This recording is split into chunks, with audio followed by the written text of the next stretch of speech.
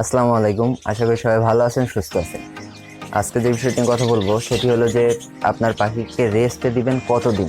তো আগে যেহেতু একটা ভিডিওতে বলছিলাম যে পাখি কিভাবে রেস্টে দিবেন, তো এই ভিডিওটাতে বলবো যে পাখিকে কতদিন রেস্টে দিবেন বা কত সময় ধরে রেস্টে দিবেন। তো এই কথা বলার আগে একটা কথা বলতে হয় যে আসলে এইটা কিন্তু কোনো ডাক্তার বা কোনো চিকিৎসকের পরামর্শ না, এটা হচ্ছে ব্যক্তিগত মতামত আমার। 4-5 বছরের পাখি পালার অভিজ্ঞতা থেকে যেটি উপলব্ধি করছি আপনাদেরকে সেটি বোঝাবো বা বলবো যে কতদিন পাখিকে রেস্টে দিবেন। তো সে কথা বলার আগে অবশ্যই একটা কথা স্মরণ রাখবেন যে যারা এখনো আমাদের চ্যানেলটি সাবস্ক্রাইব করেনি সাবস্ক্রাইব করে নেবেন, আর কোন বিষয়ে ভিডিও পেতেছেন অবশ্যই কমেন্টে জানাবেন, আর যদি কোনো বিষয় খারাপ লেগে থাকে সেটাও জানাবেন। তো চলুন কথা না বাড়িয়ে মূল আলোচনায় যাওয়া যাক যে পাখিকে কতদিন রেস্টে দিবেন।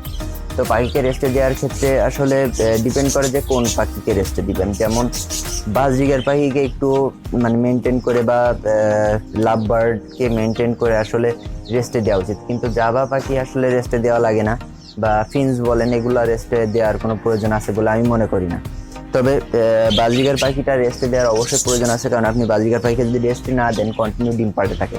তো বাজরিগার পাখিকে রেস্টে দেওয়ার ক্ষেত্রে যে বিষয়টা লক্ষ্য রাখবেন যে বাজরিগার পাখি কিন্তু একবার ডিম পাড়ার পর আপনি যদি হাড়ি না সরান, বাচ্চা উঠানোর কিন্তু 5 থেকে 7 দিনের ভিতরে ওইটা আবার ব্রিডিংয়ে চলে যায়। তো সেক্ষেত্রে আপনাকে কি করতে হবে, যখন বাচ্চা দেখবেন যে লোম উঠে গেছে, তো সেগুলো তো আগেই বলা হয়েছে, তারপরেও যারা নতুন দেখতেছেন তাদের জন্য, যে বাচ্চা দেখবেন যে যখন হালকা পরিমাণে লোম উঠছে, তখন আপনি কি করবেন যে ওই হাড়িটা সরিয়ে দিবেন। যে ব্রিডিং এর হাড়ি বলেন, ব্রিডিং এর বক্স বলেন, বা যেটাতেই আপনারা ব্রিডিং এ দেন না কেন, ওটা সরিয়ে দেওয়ার চেষ্টা করবেন।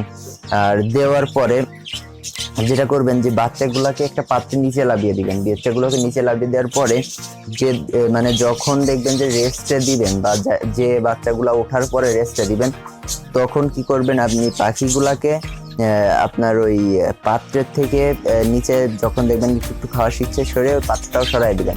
তারপরে পাখিকে রেস্টে দিবেন, তাইলে পাখির এগ বাইন্ডিং এর সমস্যাগুলো হবে না। আর পাখিকে রেস্টে দেওয়ার টাইম মূলত পাখিকে 2 মাস মতন রেস্টে দিয়ে রাখবেন, 2 থেকে মিনিমাম 2 মাস গরমের টাইমটাতে। আর 2 মাসের পরে পাখিকে যেহেতু আলাদা করে সেপারেট করে দিবেন, তো সেক্ষেত্রে আপনার 2 মাস যখন আপনি রেস্টে দিবেন, তো রেস্টে দেওয়ার পরে দেখা গেল যে ডিমে দিলে আরো 10-15 দিন সময় নিয়ে নিবে, সেক্ষেত্রে 2.5 মাস 3 মাস হয়ে যাবে। আর আপনি যদি চান যে পাখিকে আরো একটু রেস্টে দিবেন, সেক্ষেত্রে আপনি 3-4 মাস গরমের সিজনটাই রেস্টে দিয়ে রাখতে পারেন, কোনো বিষয় নেই।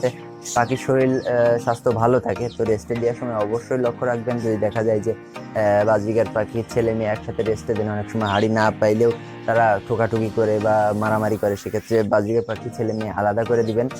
আর যে সকল পাখি আছে সেগুলো তো বললামই।